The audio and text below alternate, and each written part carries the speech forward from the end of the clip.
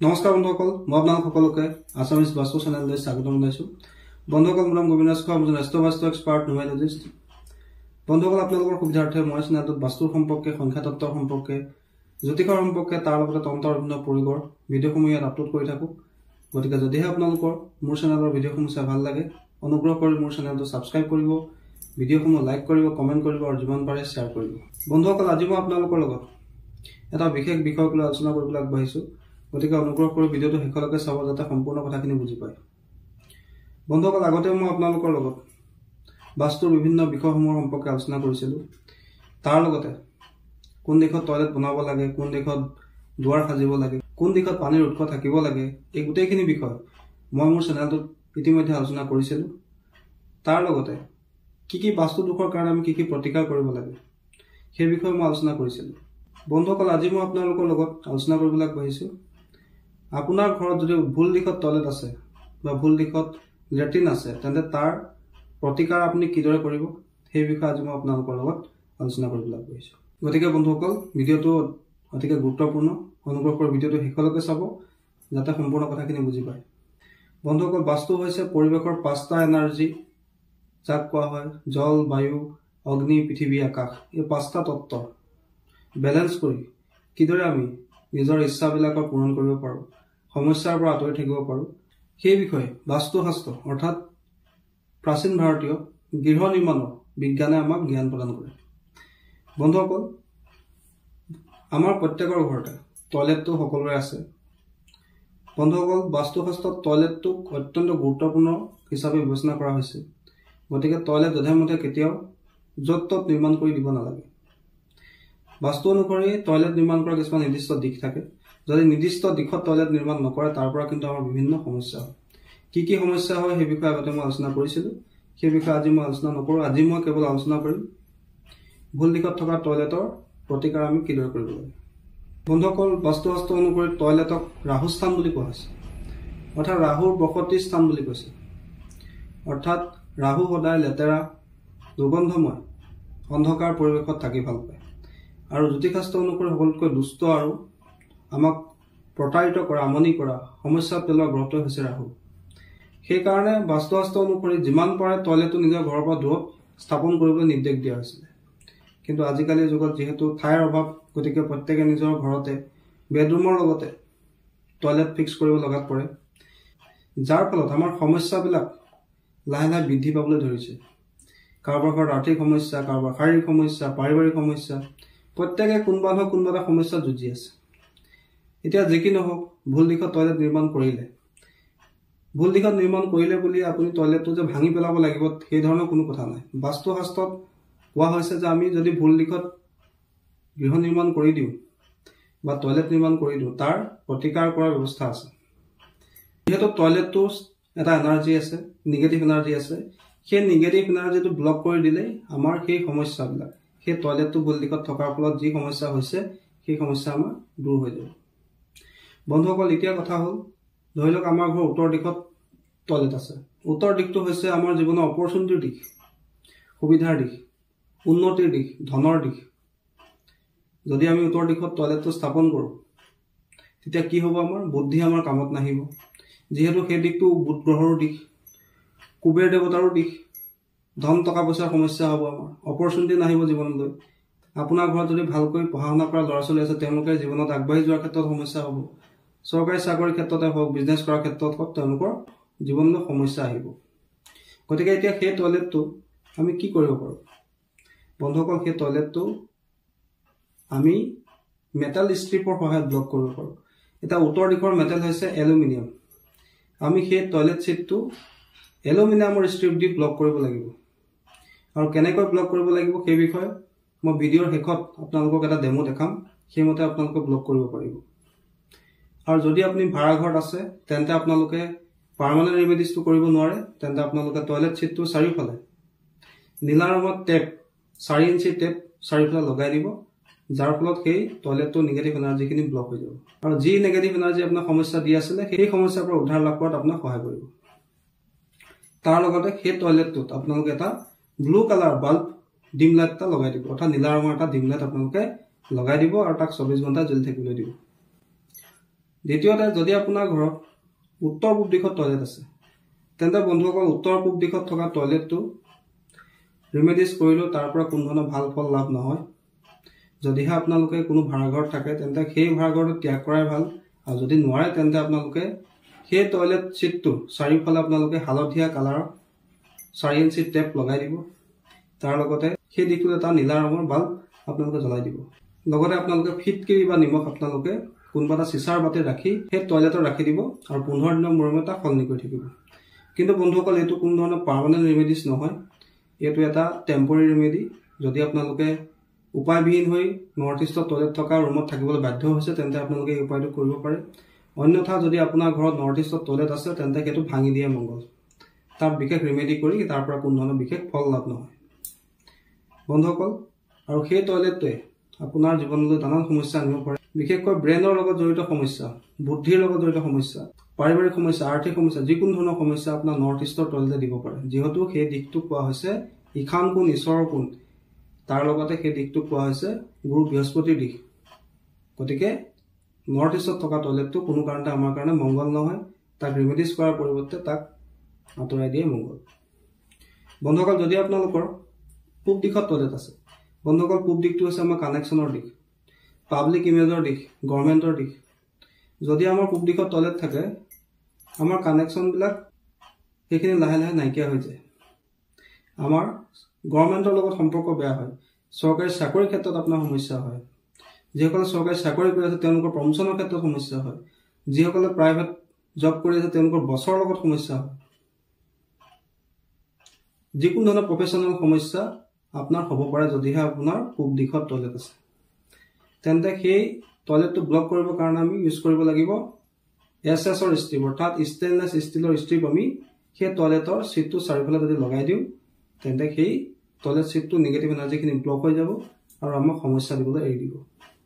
তাৰ লগতে আমি সেই দিশটোত এটা গ্ৰীণ কালাৰ বাল্ব লগাই দিম আৰু তাক 24 ঘণ্টা জ্বলি থাকিবলৈ দিম। এনে কৰিলে সেই দিশৰ নিগেটিভিটি দূৰ হয় আৰু সেই টয়লেট চিটটোৰ পৰা আমাৰ যি সমস্যা হৈ আছিলে সেই সমস্যা লাহে লাহে আমাৰ জীৱনৰ পৰা আঁতৰি যায়। যদি আপুনি কোনো ভাড়াঘৰত থাকে তেন্তে আপোনালোকে এছএছৰ ষ্ট্ৰিপৰ পৰিৱৰ্তে green colour 4 inch tape toilet চিটটো চাৰিওফালে লগাই দিব। লগে লগে আপোনাৰ সেই পূব দিশত থকা টয়লেটৰ যিখিনি নিগেটিভ এনাৰ্জি আছে সেইখিনি দূৰ হ'ব। তাৰ লগতে সেই টয়লেটত কোনো এটা কাঁচৰ বাতি নিমখ বা ফিটকিৰি ৰাখি দিব আৰু 15 দিনৰ মূৰে সলনি কৰি থাকিব। যদি আপোনাৰ টয়লেটত দক্ষিণ পূব দিশত আছে, দক্ষিণ পূব দিশটো হৈছে বন্ধুসকল আমাৰ টকা পইচাৰ দিশ, মহিলাসকলৰ স্বাস্থ্যৰ দিশ, আমাৰ কনফিডেন্সৰ দিশ, বৈবাহিক সুখৰ দিশ, ইচ্ছা পূৰ্তিৰ দিশ, লক্ষ্মীৰ দিশ। গতিকে যদি সেই দিশত আমাৰ টয়লেট থাকে তেন্তে আমাৰ ঘৰৰ মহিলাসকল ৰোগীয়া হয়, ধন টকা পইচাৰ সমস্যা হয়, পইচা য'ত ত'ত ফচি যাব পাৰে, ডেইলি ইনকামৰ ক্ষেত্ৰত সমস্যা হয়। তাৰ লগতে আপোনাৰ মনৰ ইচ্ছা পূৰ্ণৰ ক্ষেত্ৰতো সমস্যাৰ সৃষ্টি হয়। গতিকে সেই দিশত টয়লেট হোৱাটো কোনো কাৰণতে মংগল নহয়।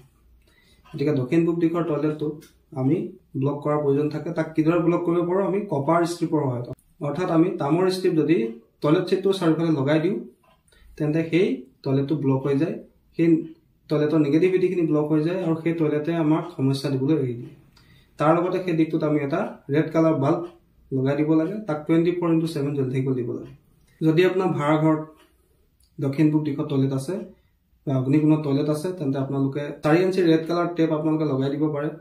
তাৰ লগতে আপোনালোকে সেই টয়লেটত কোনোবা কাঁচৰ বাতিত নিমখ বা ফিটকিৰি ৰাখি থ'ব লাগে। 15 দিনৰ মূৰে তাক সলনি কৰি থাকিব। বন্ধুসকল এতিয়া আমি আলোচনা কৰোঁ দক্ষিণ দিশৰ বিষয়ে। দক্ষিণ দিশত যদি আপোনাৰ টয়লেট থাকে তাত আপোনাৰ আত্মবিশ্বাসৰ অভাৱ হয়, আপোনাৰ ষ্টেমিনা কমি যায়, লাহে লাহে আপোনাৰ ৰিস্ক লোৱা কেপেবিলিটিটো কমি যায়, আপোনাৰ নেম ফেম অৰ্থাৎ যশ মান কীৰ্তি লাভত সমস্যা হয়। তাৰোপৰি সেই দিশটো ৰিলেক্সেশ্যনৰ দিশ বুলি কোৱা হৈছে, শান্তিৰ দিশ বুলি কোৱা হৈছে। যদি সেই দিশত টয়লেট থাকে তেন্তে আমাৰ মনৰ শান্তি ভংগ হয় বুলি কোৱা হৈছে। গতিকে যদি আমাৰ দক্ষিণ দিশত টয়লেট থাকে তেন্তে দক্ষিণ দিশত থকা টয়লেট চিটটো কপাৰৰ ষ্ট্ৰিপৰ সহায়ত ব্লক কৰিব লাগে। তাৰ লগতে সেই দিশত আমি এটা ৰেড কালাৰ বাল্ব, অৰ্থাৎ টয়লেটটোৰ ভিতৰতে এটা ৰেড কালাৰ বাল্ব, ৰঙা ৰঙৰ এটা বাল্ব 24/7 জ্বলি থাকিব দিব লাগে। যদি আপুনি ভাড়াঘৰত আছে, দক্ষিণ দিশৰ টয়লেট আছে তেন্তে আপোনালোকে টয়লেট চিটটোৰ চাৰিওফালে 4 ইঞ্চি ৰেড কালাৰ টেপ লগাই দিব লাগে। তাৰ লগতে কোনো কাঁচৰ বাতিত ফিটকিৰি বা নিমখ আপোনালোকে টয়লেটত ৰাখিব লাগে। 15 দিনৰ মূৰে সলনি কৰি থাকিব লাগে। যদি আপোনালোকৰ টয়লেট সিটটো দক্ষিণ পশ্চিম দিশত আছে, সাউথ ওয়েষ্টত আছে, তেন্তে আপোনালোকৰ ৰিলেশ্যনশ্বিপত সমস্যা হ'ব, কোনোবা নতুন সম্পৰ্ক স্থাপনৰ ক্ষেত্ৰত সমস্যা হ'ব, আপোনাৰ স্কিলখিনি আপুনি ভালকৈ ব্যৱহাৰ কৰিব নোৱাৰিব। তাৰোপৰি সেই দিশটো হৈছে ঘৰৰ মুখ্য ব্যক্তিজনৰ দিশ, ৰাহুৰ দিশ। ৰাহুৰ দিশতে যদি আপুনি টয়লেট স্থাপন কৰিলে ৰাহু আৰু পাৱাৰফুল হৈ যায় আৰু আপোনাক বেছিকৈ আমনি কৰিবলৈ যায়। বিশেষকৈ ঘৰৰ মুখ্য ব্যক্তিজনৰ অৱস্থা কাহিল কৰে, ঘৰৰ মুখ্য ব্যক্তিজনৰ আয়ুস ক্ষয় কৰে। গতিকে দক্ষিণ পশ্চিম দিশৰ টয়লেটটো কোনো কাৰণতে ভাল নহয়, গতিকে তাক ব্লক কৰাৰ প্ৰয়োজনীয়তা থাকে। দক্ষিণ পশ্চিম দিশৰ টয়লেটটো ব্লক কৰিবৰ কাৰণে আমি ব্ৰাছৰ ষ্ট্ৰিপ অৰ্থাৎ পিতলৰ ষ্ট্ৰিপ ব্যৱহাৰ কৰিব লাগে আৰু পিতলৰ ষ্ট্ৰিপ আমি টয়লেট চিটটো চাৰিওফালে লগাই দিব লাগে। তাৰ লগতে তাত এটা য়েল্লো কালাৰ অৰ্থাৎ হালধীয়া কালাৰ বাল্ব 24x7 জ্বলিবলৈ দিব লাগে। যদি আপুনি ভাড়াঘৰত থাকে তেন্তে আপোনালোকে টয়লেট চিটটোৰ দক্ষিণ পশ্চিম দিশত থকা টয়লেট চিটটোৰ চাৰিওফালে 4 ইঞ্চি বহল হালধীয়া টেপ বা য়েল্লো টেপ লগাই দিব লাগে। তাৰ লগতে কোনো কাঁচৰ বাতিত নিমখ বা ফিটকিৰি ৰাখি টয়লেটত ৰাখিব লাগে আৰু 15 দিনৰ মূৰে সলনি কৰি থাকিব লাগে। বন্ধুসকল, যদি আপোনালোকৰ পশ্চিম দিশত টয়লেট আছে তেন্তে আপোনালোকৰ কিন্তু মনৰ ইচ্ছাপূৰ্ণ সমস্যা হ'ব পাৰে। আপোনালোকে যদি বিজনেছ কৰে সেই বিজনেছত লাভ হোৱাৰ ক্ষেত্ৰত সমস্যা হয়, মনৰ ইচ্ছা পূৰ্তিৰ ক্ষেত্ৰত সমস্যা হয়। তাৰোপৰি কামবিলাক আপোনালোকৰ দেৰি হ'বলৈ লয় অৰ্থাৎ কৰ্মত এটাৰ পিছত এটা বাধা আহিবলৈ লয়। গতিকে বন্ধুসকল, পশ্চিম দিশত থকা টয়লেটটো কিন্তু কোনো কাৰণতে ভাল নহয়, গতিকে তাক আমি ব্লক কৰাৰ প্ৰয়োজনীয়তা আছে। আৰু সেই পশ্চিম দিশত থকা টয়লেটটো ব্লক কৰিবৰ কাৰণে আমি আইৰণৰ বা লোহাৰৰ ষ্ট্ৰিপ ব্যৱহাৰ কৰিব লাগে। কি কৰিব লাগে? টয়লেট চিটটোৰ চাৰিওফালে আমি আইৰণৰ ষ্ট্ৰিপ লগাই দিব লাগে আৰু তাৰ লগতে সেই টয়লেটত আমি এটা হোৱাইট কালাৰ বাল্ব 24x7 জ্বলি থাকিবলৈ দিব লাগে। বন্ধুসকল, যদি আপুনি ভাড়াঘৰত থাকে তেন্তে আপোনালোকে সেই টয়লেট চিটটো ব্লক কৰিবৰ কাৰণে 4 ইঞ্চি বগা ৰঙৰ টেপ ব্যৱহাৰ কৰিব পাৰে আৰু তাৰ লগতে কোনো কাঁচৰ বাতিত নিমখ বা ফিটকিৰি আপোনালোকে সেই টয়লেটত ৰাখিব লাগে আৰু 15 দিনৰ মূৰে তাক সলনি কৰি থাকিব লাগে। বন্ধুসকল, যদি আপোনালোকৰ উত্তৰ পশ্চিম দিশত টয়লেট থাকে, বন্ধুসকল উত্তৰ পশ্চিম দিশত বাস্তু অনুসৰি টয়লেট স্থাপন কৰিব পাৰে। কিন্তু যদি আপোনাৰ জীৱনত আপুনি ভাবে যে আপোনাক ছাপৰ্টৰ অভাৱ হৈছে, যে আপোনাক মানুহে ছাপৰ্ট নকৰে বা আপোনাক সহায় কৰিবলৈ মানুহ আপুনি সময় নাপায়, তেন্তে আপুনি ইচ্ছা কৰিলে সেই টয়লেটটো ব্লক কৰিব পাৰে। কিন্তু এক্সট্ৰিম কণ্ডিশ্যনত অৰ্থাৎ আপোনাৰ যদি প্ৰয়োজন হৈছে তেতিয়াহে আপুনি তাক ব্লক কৰিব। কি কৰিব লাগে? তাত মেটেল ষ্ট্ৰিপ লগোৱাৰ পৰিৱৰ্তে য়েল্লো কালাৰ টেপ ব্যৱহাৰ কৰিব লাগে। য়েল্লো কালাৰ 4 ইঞ্চি টেপ আপোনালোকে টয়লেট চিটটো চাৰিওফালে লগাই দিব লাগে। এনে কৰিলে সেই টয়লেট চিটটোৰ নিগেটিভিটি যিখিনি আছে নাইকিয়া হৈ যায়। আপোনাৰ জীৱনত ছাপৰ্টৰ লগত জড়িত যি সমস্যা আছে সেই সমস্যা শীঘ্ৰে দূৰ হয়। বন্ধুসকল, এতিয়া কথা হ'ল কোন দিশত টয়লেট থাকিলে কি ৰিমেডিজ কৰিব লাগে আপোনালোকে গম পালে। এতিয়া বহুতে প্ৰশ্ন কৰিব যে টয়লেট কোন দিশত নিৰ্মাণ কৰিব লাগে। উত্তৰ দিশত নিৰ্মাণ কৰিব নোৱাৰি, উত্তৰ পূবত নিৰ্মাণ কৰিব নোৱাৰি, পূব দিশত নিৰ্মাণ কৰিব নোৱাৰি, দক্ষিণ পূবত নিৰ্মাণ কৰিব নোৱাৰি, দক্ষিণত নিৰ্মাণ কৰিব নোৱাৰি, দক্ষিণ পশ্চিমত নিৰ্মাণ কৰিব নোৱাৰি, পশ্চিমত নিৰ্মাণ কৰিব নোৱাৰি, তেন্তে আমি বনাম ক'ত? বন্ধুসকল, টয়লেট স্থাপন কৰিবৰ কাৰণে বাস্তুশাস্ত্ৰত নিৰ্দিষ্ট দিশ দিয়া হৈছে আৰু সেই অনুসৰি টয়লেটৰ কাৰণে 3টা দিশক উত্তম বুলি কোৱা হৈছে। এটা হৈছে ৱেষ্ট অফ নৰ্থ ৱেষ্ট অৰ্থাৎ পশ্চিম আৰু উত্তৰ পশ্চিমৰ মাজত এটা দিশ পোৱা যায়, যাক কোৱা হয় ৱেষ্ট অফ নৰ্থ ৱেষ্ট অৰ্থাৎ পশ্চিম উত্তৰ পশ্চিম। সেই দিশত আমি টয়লেট স্থাপন কৰিব পাৰোঁ।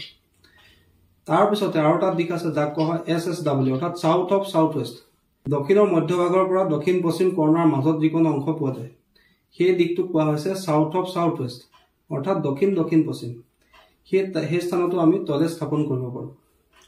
তাৰোপৰি আমি উত্তৰ পশ্চিম দিশতো টয়লেট স্থাপন কৰিব পাৰোঁ। আৰু যদি আমি এই 3টা দিশত আমাৰ স্থান নাথাকে তেন্তে আমি আৰু এটা দিশত টয়লেট স্থাপন কৰিব পাৰোঁ। সেই দিশটো হৈছে ইষ্ট অফ চাউথ ইষ্ট অৰ্থাৎ পূব দিশৰ মধ্যভাগৰ পৰা দক্ষিণ পূবৰ মাজত এটা দিশ পোৱা যায় যাক কোৱা হয় ইষ্ট অফ চাউথ ইষ্ট অৰ্থাৎ পূব দক্ষিণ পূব। তাতে আমি টয়লেট স্থাপন কৰিব পাৰোঁ আৰু এইকেইটাই হৈছে বাস্তুশাস্ত্ৰ অনুসৰি টয়লেট স্থাপন কৰা উত্তম দিশ। বন্ধুসকল, আশা কৰিছোঁ আজি আপোনালোক গম পালে। যদি আপোনাৰ ঘৰত ভুল দিশত টয়লেট আছে তেন্তে আমি তাক ভঙা চিঙা নকৰাকৈ, কোনো ধৰণৰ ক্ষতি নকৰাকৈ তাৰ ৰিমেডিজ আমি কিদৰে কৰিব লাগে আৰু তাৰ লগতে আপোনালোকে কেনেকৈ ষ্ট্ৰিপ লগাব লাগে সেই বিষয়ে ভিডিঅ'টো মই মোৰ ভিডিঅ'ৰ শেষত আপোনালোকক দেখুৱাম। আপোনালোকে ভালকৈ চাব আৰু যদি আপোনালোকৰ ঘৰত এই ধৰণৰ সমস্যা আছে তেন্তে তাক ব্লক কৰাৰ ব্যৱস্থা কৰিব। ধন্যবাদ।